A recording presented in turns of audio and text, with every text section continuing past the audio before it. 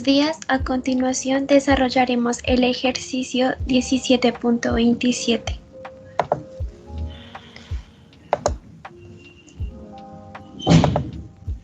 El ejercicio nos dice que un operario es un agujero de 1.35 centímetros de diámetro de acero a una temperatura de 25 grados Celsius.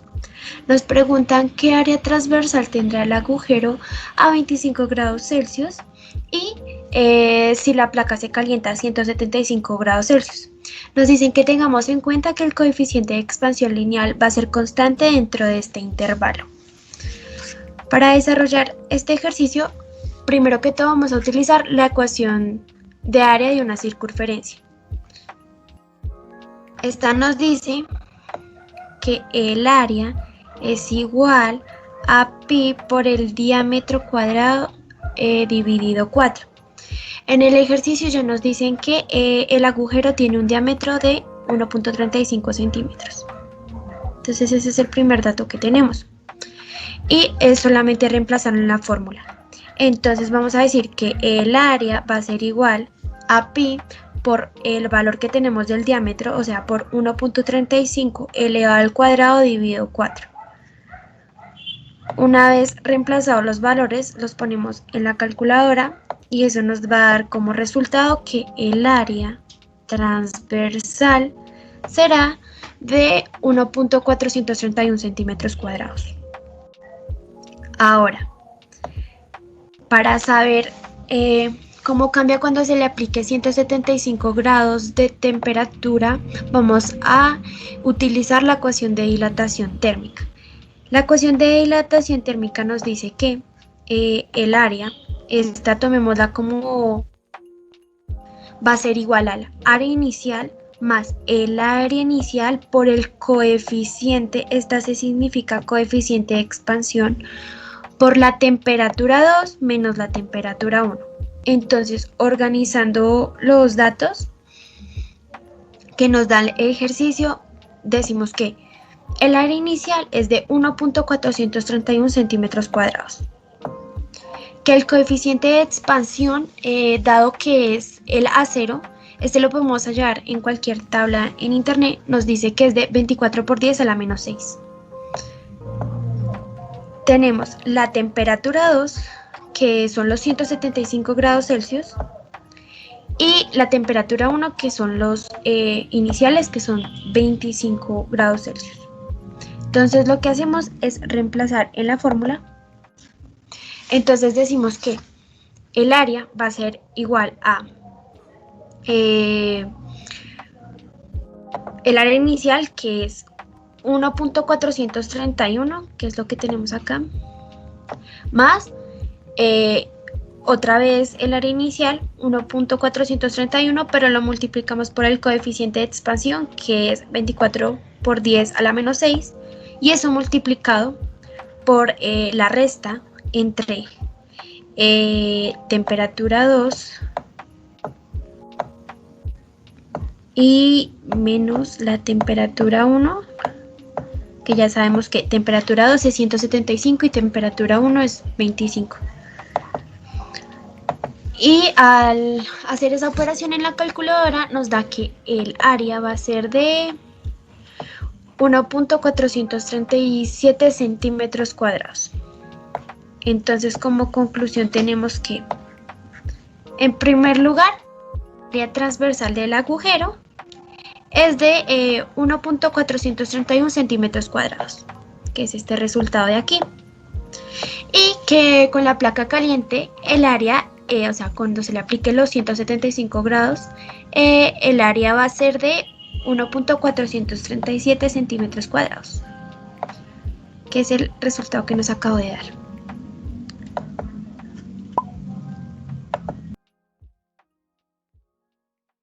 A continuación desarrollaremos el ejercicio 17.56. Este ejercicio nos dice que un asteroide con un diámetro de 10 kilómetros y una masa de 2.60 por 10 a la 5 kilogramos choca contra la Tierra a una rapidez de 32 kilómetros por segundo y que cae al Océano Pacífico. Nos dice que si el 1% de esta energía cinética del asteroide se destina a hacer que entre en ebullición con el agua del océano, suponiendo que la temperatura inicial del agua es de 10 grados Celsius, nos preguntan que cuál es la masa de agua que se evaporará por completo como resultado de la colisión. Entonces, para desarrollar este ejercicio, primero vamos a sacar los datos que nos da el ejercicio. El primer dato es que la masa es de 2.60 por 10 a la 5 kilogramos. El segundo es que la velocidad es de 32 kilómetros por segundo. El tercero es que tenemos una temperatura inicial de 10 grados Celsius. Y nos preguntan para cuando ya entre en un estado de ebullición, y para que el agua entre en estado de ebullición debe estar en una temperatura de 100 grados Celsius, por lo tanto la temperatura final es de 100 grados Celsius. Entonces lo primero que vamos a hacer es hallar EB. EB es la energía utilizada para que el agua herva. Entonces esto se hace multiplicando primero que todo este 0.01%. 0.01, que equivale al 1%, que es la energía cinética que va a utilizar el asteroide para que el agua empiece a hervir. Y esto lo vamos a multiplicar por la energía total. Pero antes vamos a hallar qué es R. R es la energía para elevar la temperatura. Entonces, ¿cómo se hace esto?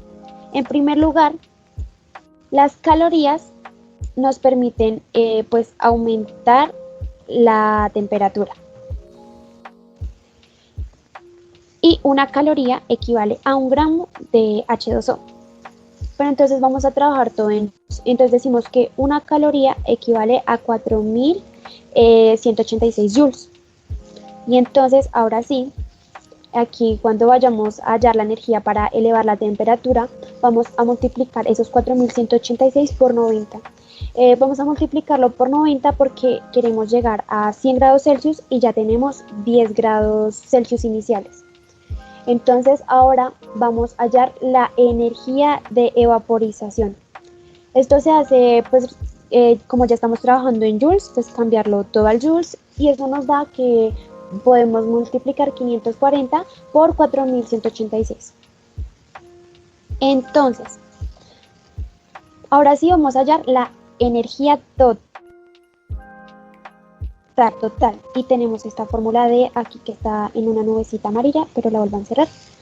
Decimos que la energía total es igual a 1/2 por la masa por la velocidad al cuadrado. Y entonces lo único que hacemos es reemplazar los valores.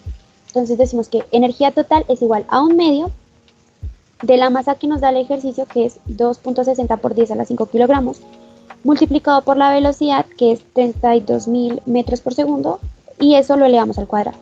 Lo reemplazamos, ponemos esos valores en la calculadora y nos da como resultado que esto, que es energía total, es igual a 1.3312 por 10 a la 24 joules. Entonces, aquí en la parte de arriba teníamos que, para hallar la energía utilizada para que se evapore el agua, vamos a multiplicar eso por la energía total. Entonces ya tenemos la energía total. Entonces, este resultado de aquí lo multiplicamos por el 0.01, y eso nos da que EB es igual a 1.3312 por 10 a la 22 joules. Entonces, ahora sí, vamos a utilizar esta fórmula de aquí. Esta fórmula de aquí nos dice que tenemos que tomar el valor que nos dio aquí de la energía utilizada para que el agua se evapore, y la vamos a dividir por la energía que se necesita para subir la temperatura de 10 grados a 100 grados Celsius, y lo vamos a sumar por la energía para evaporizar el agua cuando este ya se encuentre en 100 grados Celsius. Entonces lo único que hacemos son reemplazar los valores. Entonces ya tenemos que EB nos dio 1.3312 por 10 a la 22 joules, y esto lo vamos a dividir por ER, que en la parte de arriba nos había dado 4.186, por los 90 más la energía de vaporización, que nos dio 540, para tener como resultado que es 5.05 por 10 a la 18 gramos o aproximadamente, o si lo queremos en kilogramos, pues nos da este resultado, 5.05 por 10 a la 5 kilogramos. Y esta sería la respuesta del ejercicio 17.56.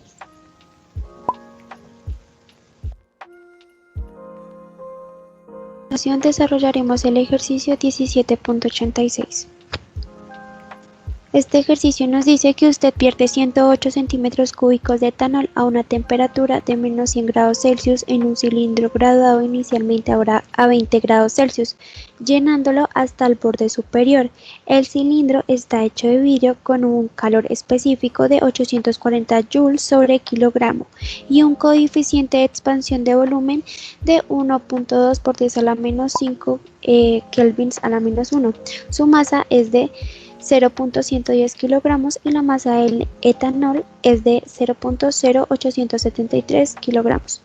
Entonces, el ejercicio nos pide que primero hallemos cuál será la temperatura final del etanol una vez que se alcanza el equilibrio térmico y B, cuánto etanol se desbordará del cilindro antes de alcanzar el equilibrio térmico. Entonces, para desarrollar este ejercicio, primero vamos a sacar los datos que tenemos. Entonces, el primero es ME, que así llamaremos a la masa del etanol, que es de 0.0873 kilogramos. MC, que así llamaremos a la masa del cilindro, que es de 0.11 kilogramos. Tenemos la temperatura inicial, que son de menos 10 grados Celsius, y la temperatura final, que es de 20 grados Celsius. Tenemos el calor específico del cilindro, que son 840 joules por kilogramo por Celsius, y el calor específico del etanol, que es 2428 joules por kilogramo por Celsius. Entonces, para el punto A necesitamos la fórmula de equilibrio térmico. Esta fórmula de equilibrio térmico nos dice que es igual a la masa por el calor específico por la variación de la temperatura. Entonces vamos a sacar dos veces. La primera va a ser para el etanol. Entonces decimos que el equilibrio térmico sería igual a la masa, que es 0.0873 kilogramos, por el calor específico, que en este caso serían 2428 joules por kilogramo por Celsius, por la variación de la temperatura, que sería la temperatura final, que son los 20 grados, menos la temperatura inicial, que es menos 10 grados Celsius. Que el equilibrio térmico para el etanol sería de 6.358.9 grados Celsius. Y ahora vamos con el del cilindro. Para el del cilindro hacemos lo mismo, pero entonces la masa es de 0.11 kilogramos por el 840 joules por la variación de la temperatura, que serían los mismos 20 grados finales menos los 10 grados iniciales. Este nos da como resultado este valor de aquí, o sea 2772 grados Celsius. Entonces, para hallar ahora sí el equilibrio térmico total, lo que vamos a hacer es la suma que nos dio. Entonces decimos que lo que subrayamos en morado, entonces aquí están los 6.358.9 grados Celsius más los 2.772 grados Celsius que nos dio para el cilindro. Eso nos da como resultado este valor de aquí, 9.130.93 grados Celsius, y los vamos a convertir en Kelvin. Por eso sumamos 273.15 Kelvin. para tener como resultado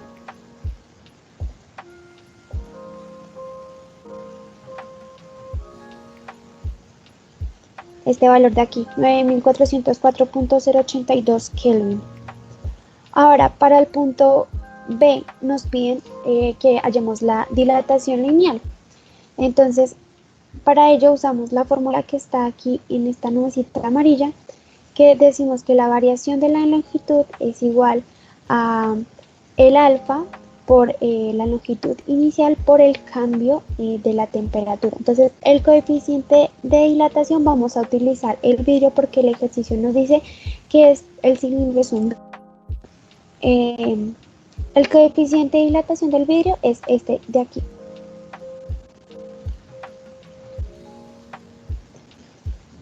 (3.3 por 10 a la menos 6 por grados Celsius a la menos 1. Y ya es solo reemplazar en la fórmula. Entonces decimos que 3.3 por 10 a la menos 6 por grados Celsius a la menos 1 por la longitud inicial que nos da el problema, que es 108 centímetros cúbicos, por la temperatura temperatura final menos la temperatura inicial, para tener como resultado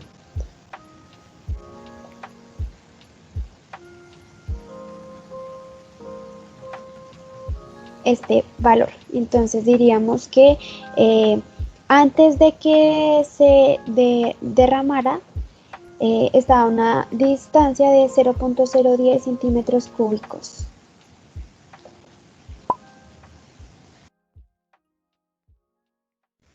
Para finalizar, desarrollaremos el ejercicio 17.115. Este ejercicio nos dice que la tasa de energía radiante que llega del Sol a la atmósfera superior de la Tierra es de cerca de 1.50 kilovatios por metro cuadrado y que la distancia de la Tierra al Sol es de 1.50 por 10 a la 11 metros y que el radio del Sol es de 6.96 por 10 a la 8 metros. Entonces nos dice que primero calculemos la generación de energía por unidad de área de la superficie solar y después nos pide que si el Sol radia como cuerpo negro ideal, ¿qué temperatura tiene? Entonces, para desarrollar este ejercicio, primero vamos a necesitar la fórmula de superficie de una esfera, que es esta que voy a subrayar en rojo. Esta es la fórmula. Entonces decimos que superficie de una esfera es igual a 4 por pi por el radio cuadrado. Entonces primero necesitamos el radio de la Tierra, que es el que encontramos en esta nubecita amarilla. El ejercicio nos dice que es de 1.5 por 10 a la 11 y lo que hacemos es reemplazar ese valor en la fórmula. Entonces decimos que la esfera de la órbita de la Tierra es igual a 4 por pi por el radio de la Tierra, que sabemos que es 1.5 por 10 a la 11, eso elevado al cuadrado, y como resultado nos da que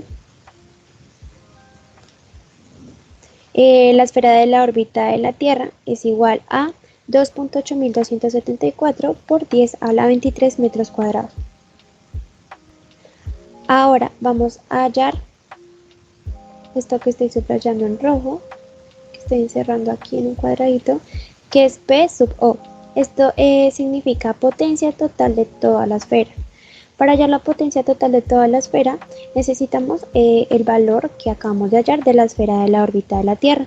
Entonces, reemplazamos ese valor y multiplicamos eso por 1.5. Y eso nos da como resultado este valor que voy a poner en morado también. Entonces decimos que la potencia total de toda la esfera es de 4.2412 por 10 a la 23 kilovatios. Ahora vamos a hallar S sub S. S sub S es la potencia que emite la superficie del Sol y esta se halla con la fórmula que anteriormente usamos, con esta de superficie de una esfera, pero a diferencia en este paso, como es la superficie del Sol, vamos a usar el radio del Sol. Entonces el ejercicio nos dice que el radio del Sol es de 6.9 por 10 a la 8. Entonces reemplazamos ese valor en la fórmula, ponemos esos datos en la calculadora y nos da como resultado que la potencia que emite la superficie del Sol es de 6.0873 por 10 a la 18 metros cuadrados. Ahora, vamos a hallar P sub A, que es la potencia por superficie de área. PA significa eso. Entonces acá está. PA es potencia por superficie de área, y esa se halla del resultado de PO, o sea, de la potencia total de toda la esfera dividida en S sub S, que es la potencia que emite la superficie del Sol. Entonces para eso vamos a hallar los valores que habíamos encerrado en morado. Entonces primero este P sub O, que nos dio este valor de aquí, y S sub S, que es el valor de aquí. Entonces reemplazamos y ponemos todo en la calculadora y ya obtenemos la primera parte del ejercicio. Entonces nos da como resultado 69.671 kilovatios por metro cuadrado. Ahora, para la segunda parte del ejercicio vamos a utilizar esta fórmula de aquí, esta ley. Esta ley es de Stefan Boltzmann. Entonces, esta ley nos dice que la potencia por superficie de área es igual a sigma por la temperatura a la 4. Ya viene estipulado en esta ley que sigma equivale a este valor de aquí. Esto ya es una ley. Entonces, sigma equivale a 5.67 por 10 a la 8 voltios por metro cuadrado por Kelvin. Y como la parte B nos pide que hallemos la temperatura superficial, vamos a despejar T, reemplazamos esos valores y nos da como resultado que la temperatura superficial para este ejercicio sería de 5.921 Kelvin. Y eso es todo, muchísimas gracias.